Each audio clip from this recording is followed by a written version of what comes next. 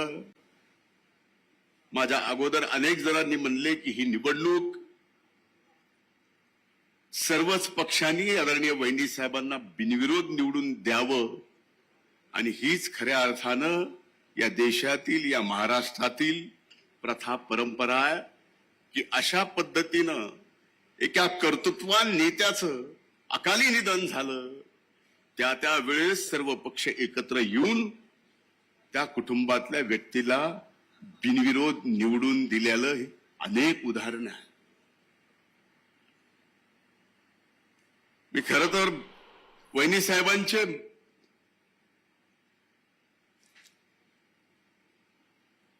आभार मानतो की दादा गेल्यानंतर कसं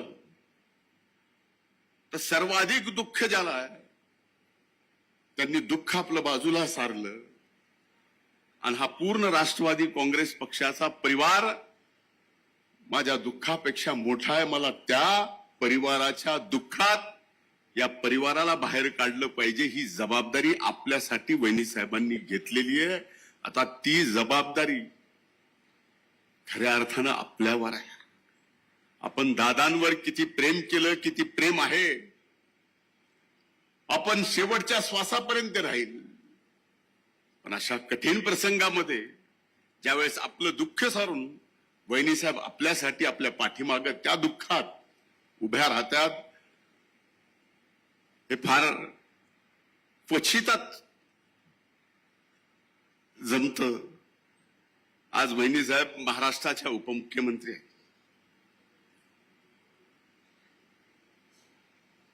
उभा महाराष्ट्र त्यांना पिंजून काढायचा. दादांची कमी भरून येणार नाही पण दादांची उणीव भासू नये एवढं मात्र नक्कीच वहिनी साहेब आपल्या सर्वांसाठी करतील.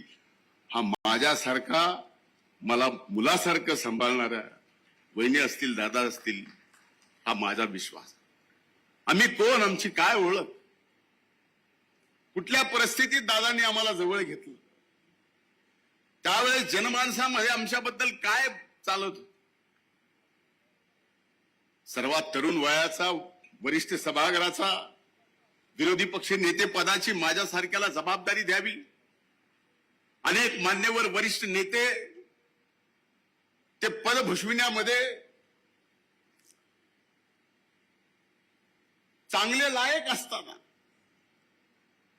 ती जबाबदारी दिली आणि आज महाराष्ट्राला माझ्यासारख्याची ओळख झाली. ती माझी ओळख नाही, ही आदरणीय स्वर्गीय अजितदादा पवार साहेबांची ओळख आहे. ही धनंजय मुंडेची ओळख नाही आहे.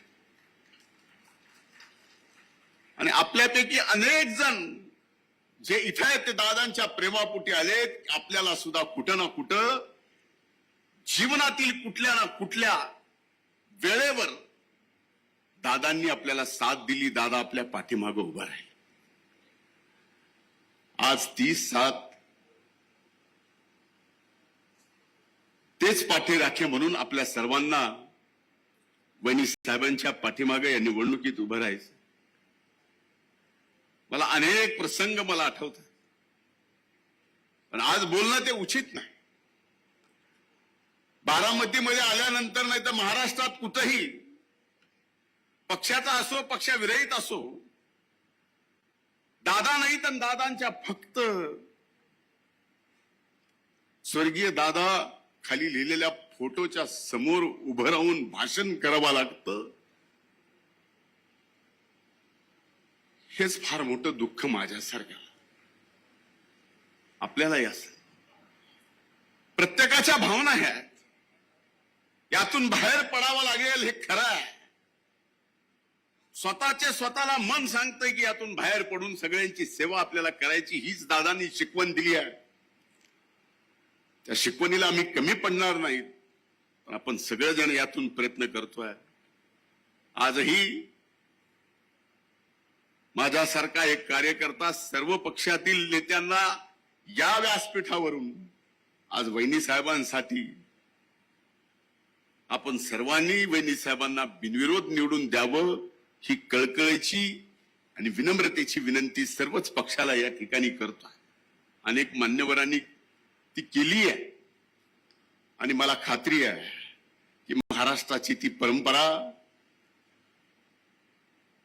अशा अतिप्रसंगातून निर्माण झालेली, त्यात या परंपरेला कधीही तेढ जाणार नाही आणि आपल्या वहिनीसाहेब बिनविरोध येतील, मतदान करायची आपल्यावर वेळ येणार नाही, हीच प्रार्थना प्रभू वैद्यनाथाच्या चरणी या ठिकाणी करतो. पुन्हा एकदा दादांच्या चरणी नतमस्तक होतो. खूप खूप धन्यवाद. जय हिंद, जय महाराष्ट्र, जय राष्ट्रवादी.